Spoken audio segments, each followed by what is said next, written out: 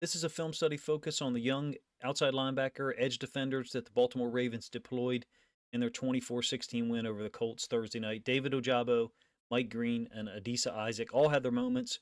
They combined for 8 tackles, 2 sacks. Of course, you had the one decleat shot by Ojabo that put Anthony Richardson out of the game. Just also a handful of technically sound plays that highlight all three of their potential in the future. But in the case of Green, especially, the versatility, strength, and adaptability to play right now once the regular season begins. First play here, the sack by Ojabo. He's a free rusher off the edge. The Ravens basically turned this into one of their safe blitzes, if you will. It's a 4-man rush, turns into a cover 3 from a coverage standpoint post snap. One thing to point out, and I will focus on this in another video, Green is really good at dropping out in cover. I love how he turns his back here and gets his eyes to the outside. He's looking inside out. It ends up looking like a cover 3. You may not believe me. Here's your underneath 4 droppers, the umbrella, deep thirds, and then free safety, which is Starks in the middle of the field. Ojabo is free. Why? Well, the inside linebacker Simpson rushes, and the tackle takes that over. Running back flashing out into the flats. The flat defender for the Ravens is this safety dropping down. If you're Anthony Richardson and you know you're hot, you know that you've got the opportunity for a running back fast to the flats, that should probably be your first check. Same play from the end zone angle, and this is the rush that's happening. There's the running back's path illuminated by the blue line. He's flashing out into the flats. Kane is going to drop down into the boundary side curl or flat area. He would just be a little late. If Richardson's looking there, he's going to throw that ball immediately. So the tackle is occupied by Simpson. The 2D tackles are cross and face. Green is dropping out. You can see 4-man rush. Post snap, it's just your standard cover 3. But it's not drawn. It's not being executed the way that it would be most of the time because one of the inside linebackers is blitzing. That's Simpson. And the other inside linebacker, Buchanan, lined up to the field and switched over to the hook to curl drop into the boundary. Another, just a cool variation that they've used really since 2022 that's given multiple quarterbacks a lot of trouble. We would call it a safe blitz. It's a 4-man rush, but you're not sure which 4 guys are rushing. Moving backwards in time here, this is a 3rd and 7. Start to talk about Green and how he good night JAD. Talk about the Ravens coverages a little bit more Sunday night in a special video that we'll try to produce for you guys. Moving, this is the same play, in fact, moving to the all-22 angle. So you'll see Green rushing from the bottom side, and JAD is matching the receiver who's on the line of scrimmage, the X, stacked with a second receiver, and then undercutting this. Richardson just can't get enough on it, number 1, or number 2, can't get it far enough to the field such that JAD is able to adapt and get a pass defense. I remarked on it last night with the reaction video, and multiple people echoed it. Just a ton of young talent playing on defense and playing well. I don't really have a sense yet of the safety play, especially Starks, but I'd like to focus on that one.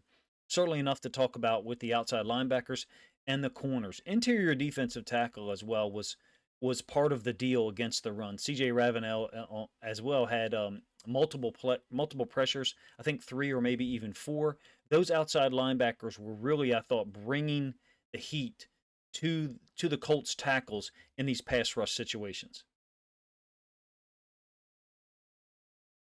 One of the plays that really excited everyone last night, this is a 3rd down, a mug rush. So we got 6 guys up on the line. It's a 3rd and 8 to be specific. Green with the initial win against the left tackle. Isaac also went into the top side. Quarterback's drop is quite deep here. Daniel Jones is in after Richardson's been dropped out. Little bit of a mesh crosser type of flavor here with the number 2 receiver and the tight end crossing. And then the possibility of a 3rd eligible receiver sitting down in the middle of the field. As it stands, it ends up being a sack for Isaac that I think really could have almost been a half sack with Green getting some mention there. Same play from the end zone angle. Green matched up on the right-hand side. Buchanan's mugged up along with Hummel, 35. It ends up being a 5-man rush. So a 3 deep, 3 under coverage. Zone blitz is what some people refer to it. Fire zone, whatever you want to call it. Isaac on the left, Green on our right. Another cross chop variation, a little bit of a Euro step flavor to this one. Kind of goes vertical and gets sat on in the air a little bit. But Green's adaptability and his to get on the field more often than Isaac or even David Ojabo. Ojabo, I thought, had a fine football game, don't get me wrong, but there's some opportunities for him to make plays and finish things, and he just did not.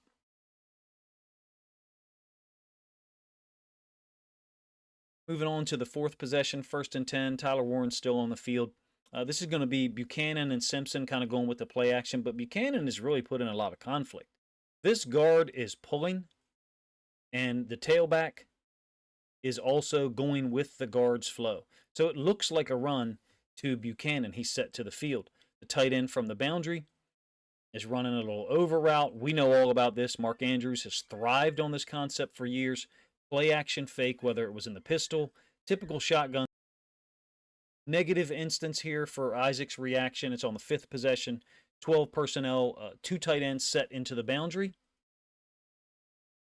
Run action is going to be into the boundary behind those 2 tight ends. The inside tight end, I think it's Ogletree, is going to run the low drag or under route, if you will, from the boundary to the field. A lot of defenses are made right, or at least in my opinion, by the strong safety being set weak for various reasons. In this case, the strong safety is set weak. He's going to make us right as the edge defender. So if we veer off to the quarterback and it's a give to the running back, then the strong safety's got to fit inside. If it's play action, like you see here, we veer off to the quarterback, then the strong safety will make us right, cover the tight end. Well, he definitely gets beat across his face there. The DB, the strong safety 25. Isaac is spot shadowed in orange there. There's the zone concept all by the offensive line and the running back, all working in the same direction to the boundary in the direction of the 2 tight ends. Isaac's got to be a little bit more flat here. It's one of the things that Oweh's done really well is not end up crossing over so much here such that you can't redirect and put your right foot in the ground and bounce back towards the quarterback. By crossing over with that step right there and not being flat, Isaac is really, really late. And you look, you've got an open lane for the tight end, don't get me wrong, but we just don't want it to be so easy on the quarterback when he's left unprotected. Unprotected meaning the run action here, and then the quarterback booting back out to the field. We got to at least be in. Let's do a couple of pass rush reps here from the typical shotgun. 5th possession still, and it's going to be an attempt at a switch rush by Green and Hummel. Doesn't really come off work, number 1. Number 2, I think the Colts offensive line's prepared for it. 73 just passes Green off into the middle. Number 1. Number 2, the running back chips Donnie Mitchell, who was still in the game at this point. Like I said earlier, these outside linebackers were in love with the cross chop. They used it multiple times. This is good stuff from Oweh, in my opinion, from the standpoint of executing this move. Chopping and then clubbing down to try to clear. But see how the tackle has still got his hand on Ojabo's hip. Ojabo's doesn't have the requisite pad level right here, if you ask me, post-move. And so what I'm talking about is after the move, he ends up still being a little bit upright such that the tackle can ride him out of there. These are the types of opportunities that could be there for Ojabo to make plays. This one is a split zone concept. It's actually a run play on the 7th possession. So when I say split zone, I mean the offensive line is all working to the right, illustrated by the blue lines, and then the H-back or tight end, I should say, is working across the heels of the offensive line, come and kick out Mike Green. What I like about Green, there's a lot to like about Green, but the play strength. These are the types of take-ons that maybe this isn't fundamental, maybe this isn't perfectly the way you draw it up, but Green is a load.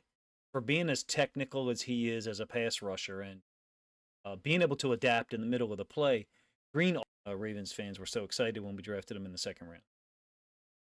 So let's talk about Ojabo on the right here, on our right here first. It's the left-hand side for the defense, but our right-hand side of the screen. And that's Green on the left. He'll convert his rush in the middle, like a speed to power situation almost, if you will.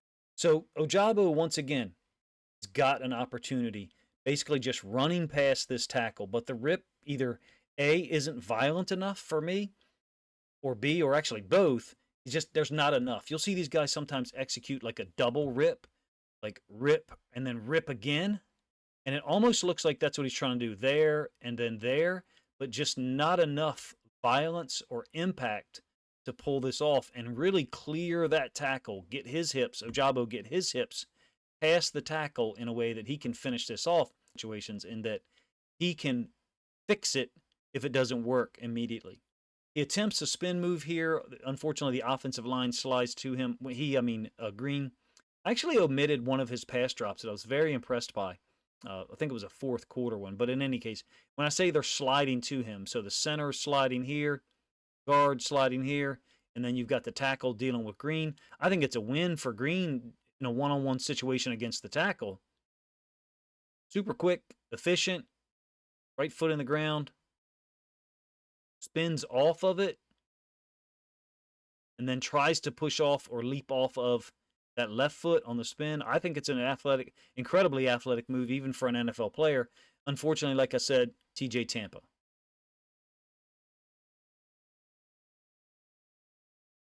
I feel like this is a really good performance to build on for all three of these guys for a lot of reasons. Let's start with Green. Like I said, I actually left out one of his really nice pass drops. I want to highlight that maybe in a different video, maybe something for Saturday morning. Very smart when dropping out in coverage.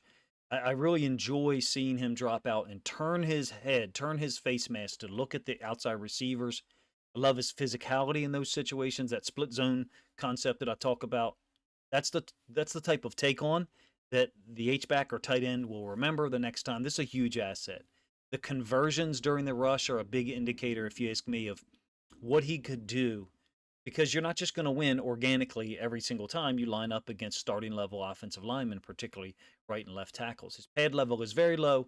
Strength, ability to play through contact, everything is there. Incredible prospect. Ojabo had some nice moves, and I think I kind of tried to highlight them here. He showed an ability to get a lane to the quarterback, mostly to the outside. We didn't see any inside move wins. I'd like to see him at least try some of those in the next preseason game, but just not violent or multiple enough with his hands for me. You may have a different opinion than I do. I think he could be a little bit better with finishing things off.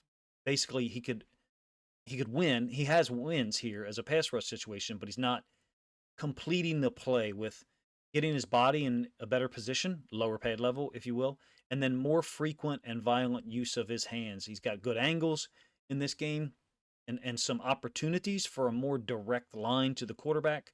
Basically, I think there's plays to be made for Ojabo, and that'll be the difference between him getting more time on the field or sitting on the sideline watching guys like Green or even Isaac maybe get some of those opportunities. Isaac had the sack and I think a real nice activity level. Not as clean with his rushes generally as Ojabo and Green, certainly. Didn't show any ability to adjust in the middle of his rushes, but I did like his violence with his hands on a couple of snaps. He clearly let the quarterback get outside on the boot play that I tried to highlight, right? Like the strong safety weak there. He's there to make us right and adjust off of us. Someone has to be on the quarterback. It's not the strong safety. It's us. It's Adisa Isaac. So that's play he's got to be in better position on. He looked more active, and I thought ready to at least put himself in a position to be active every week or in consideration.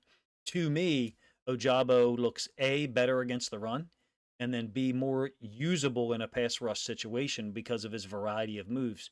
But the reality is, with Green's unique blend of strength, head level, versatility, ability or willingness to adjust, he's a total outlier. Green is. So he's far ahead of those guys, in my opinion, along with the premier athletic ability, right, and technique.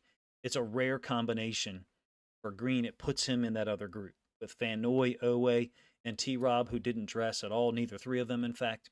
Those four, to me, clearly look, after one game at least, small sample size, so I'm overreacting to an extent, puts Green in that echelon with those guys and leaves Ojabo as the next man and then Isaac just behind him in terms of competing to actually be active and possibly get on the field on game days. You're welcome to let me know what you think of the plays that I chose to break down. Probably left out some good ones for other for each guy maybe. And then also, if you think other Ravens fans would enjoy this film study look at the three young outside linebackers that the Ravens deployed last night to really disrupt a lot of what the Colts were trying to do, then please consider grabbing a link to this video, sharing it out on social media to help this content get more reach.